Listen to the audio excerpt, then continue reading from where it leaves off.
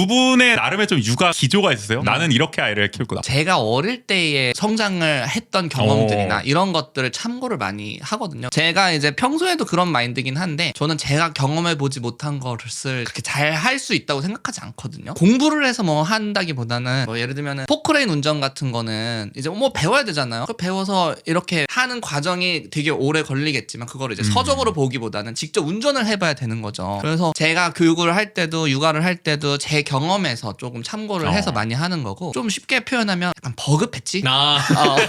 그쪽으로 비유가 많이 되는데 이해가 잘 됩니다. 네, 그래서 이제 내가 어릴 때 좋았던 거는 반영하고 싫었던 거는 좀 개선해서 이제 또 새로 도전해 보는 거죠. 해랑이한테 좀 그런 방식으로 교육을 하고 있는데 교육 기조라고 좀 정리를 해보자면 저는 자유의지와 선택 이거를 되게 중요하게 생각하거든요. 자유의지와 선택. 해랑이한테 선택지를 되게 많이 주고 내가 해랑이를 키운다기보다는 우리 가족으로서 함께 자라날 수 있게 하는 그런 방향으로 조금 선택들을 하는 것 같아요. 이게 선택지를 다양하게 준다는 거는 보통 우리가 할 때는 사실 이분법적인 선택지를 줄 때가 많잖아요. 너 이거 할 거야 말 거야 뭐 이런 게 아니라 안 해야 돼. 그게 아니라 좀 더 다양하게 사고를 해서 선택할 수 있는 그게 사실 자유를 넓혀주는 것도 하니까 약간 그런 쪽으로 최대한 좀 보장해 주려는 그 사고의 확장을 위해서 뭔가 이렇게 재료들을 좀 많이 주는 느낌? 재료. 그러니까 뭐 예를 들면은 저는 다양한 경험을 되게 중요하게 생각하거든요. 단순하게 이 놀잇감에 필요한 용도로만 사용하는 게 아니라 다른 방법으로도 놀이를 만들어가지고 이제 컨텐츠를 좀 다양하게 제공하려고 하거든요. 그러니까 제가 게임 프로그래머를 지향하는 꿈을 꾸고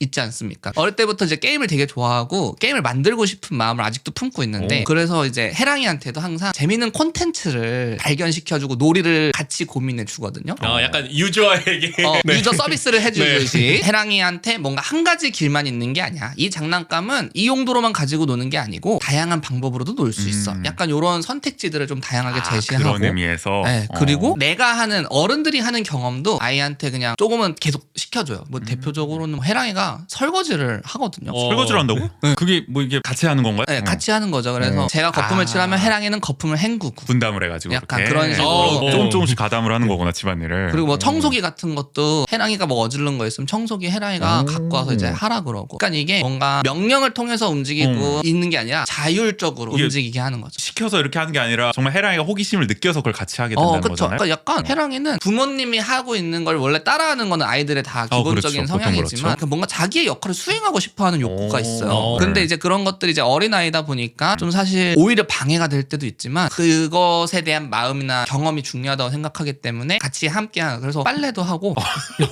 이렇게 제가 이제 분류를 해놓으면 그 세탁기에다가 가져다 넣는 건 해랑이가 넣어요. 근데 이거를 제가 시켜서 하는 게 아니라 해랑이가 먼저 와서 내가 도와줄게 이러고 오거든요. 야 이거는 그러니까요. 시와도 설거지 놀이를 하거나 빨래를 널고 있으면 자기도 도와준다고 하거나 이런 것들이 있는데 그것보다도 해랑이는 조금 더 구성원으로서의 역할을 근데 그게 해내는 오래됐어요. 없어요. 네. 그래서 실제로 조금 도움이 돼. 일정 도움이 부분은? 돼요. 네, 도움이 돼요. 없는 것보단 나.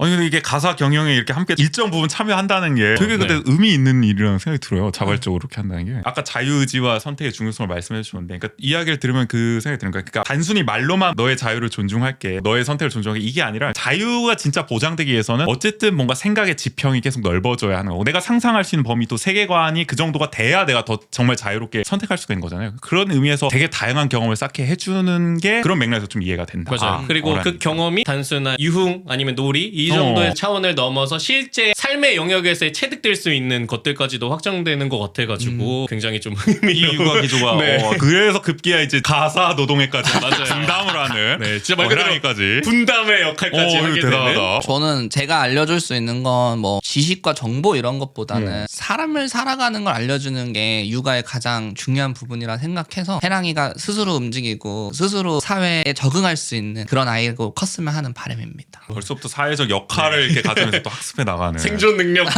그렇죠. 생존 능력이죠. 근데 듣다 보니 되게 필요한 일이라는 생각이 들어요. 맞아요. 분명히. 그럼 아까 말씀해 주셨을 때 본인의 경험을 비춰봐서 가급적 하지 않으려고 해주려고 하는 것들도 좀 있을 것 같아요. 저 어릴 때는 두 분 다 바쁘셔가지고 저는 할머니 밑에서 크고 사실 부모하고의 일상을 보냈던 기억이 많이 없거든요. 그래서 어린 시기에도 많이 함께 해주려고 하고 그리고 아빠의 양육 지분을 좀 많이 늘리고 싶어서 좀 노력을 하거든요. 확실히 우리 혜랑이는 제일 중요한 사람 엄마긴 해요. 근데 저는 약간 아빠의 입장으로서 그 엄마의 지분을 좀 뺏어와야 된다고 노력을 해야 된다고 생각하거든요. 그래야지 이제 아이한테도 좋고 엄마한테도 좋고 저도 물론 이제 아이와 시간을 보내는 게 좋으니까 그래가지고 조금 최대한 시간이 날 때는 제가 케어를 좀 많이 해서 좀 혜랑이 되게 저하고도 애정 형성이 되게 잘 돼 있는 편이라고 생각하거든요. 근데 제가 어렸을 때는 사실 이제 추억거리로 보면은 여행을 가거나 이렇게 좀 강력한 기억들은 있지만 일상에서 저녁 시간을 함께 보낸다든지 약간 이런 부분들은 좀 안 남았던 것 같아서 좀 일상을 좀 같이 보내자 약간 이런 방향으로 저는 혜랑이를 만나고 있는 것 같고요. 저는 일상의 소중함을 좀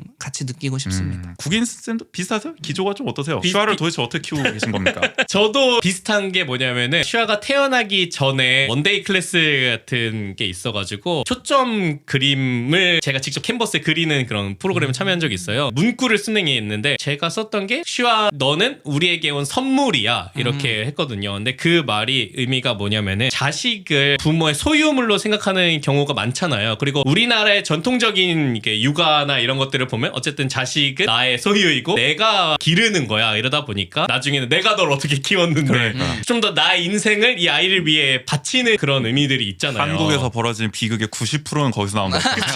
대부분이 다 그렇습니다. 네. 근데 또 뭐 서구권이나 이런 데서는 그 아이에게 특히 프랑스에서는 아이에게 야, 오늘은 등장 안 할 줄 알았는데. 아이에게 이렇게 말한다고 해요. 너는 신께서 우리에게 보내신 선물이야. 자식을 본인의 소유라기보다는 좀 더 동등한 어떤 인격체 그리고 이렇게 선물을 주어진 거잖아요. 이렇게 소중하게 대해야 되는 이 아이를 어떤 한 명의 인격체로 대우를 해줘야 한다라는 생각이 가장 기저에 있는 것 같아요. 아이의 의사를 좀 더 존중하게 되는 그런 육아 기조들이 있고 근데 그런 기조 안에서도 조금 다른 게 저희 와이프가 조금 더 아이를 성장 시기에 맞게끔 루틴하게 키우는 게 어렸을 때부터 했었던 기조 중에 하나거든요. 아, 뭐 5개년 계획 이런 게 있나요? 그러니까 뭐 보면은 뭐 책이라든지 아니면 뭐 요즘엔 인스타에도 뭐 몇 개월에는 어떤 발달이 그런 게 이제 있구나. 나타나야 됩니다. 이런 정보들이 있잖아요. 그런 정보들을 잘 이제 캐치해서 아이를 그때는 더 그런 것들을 세심하게 보는 것 같아요. 가령 아이들이 이제 말이 조금 트일 시기입니다 이러면은 그 말을 트일 수 있는 말을 더 많이 걸어준다든지 아니면 그런 단어 카드를 더 많이 보여주고 단어 카드 놀이를 더 많이 해준다든지 걸음마가 시작될 때는 걸음마 놀이를 한다든지 뭐 그런 것들 더 많이 지키려고 하는 편이에요. 그런 거 보면은 저희는 좀 안 그런 편인 것 같거든요. 그런 거 전혀 개의치 않으시나요? 전혀 개의치 않고 월반 하는 것 마냥 뭐 7살 장난감 이런 거 그냥 막 다 가지고 놀고 이 개월수에 좀 집착하지 않고 약간 혜랑이한테 좀 혜랑이가 좋아할 법한 거 관찰하고 그 별로 생각이 없는 것 같아요. 약간 그 성장 단계나 이런 거에 대해서 저희 부부의 특성이 조금 정말 즉흥적인 특성들이어가지고 아기를 낳을 때도 준비를 하나도 안 했거든요. 보면은 되게 그런 정보에 대해서 되게 빠삭한 게 항상 신기합니다. 우리는 아무것도 모르고 그냥 키우거든. 저절로 크니까. 저는 좀 더 준쌤이랑 비슷한 기질인데 저희 와이프는 파워 J라고도 불리거든요.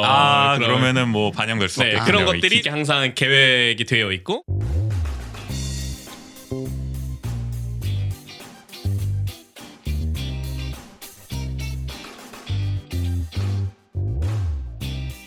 you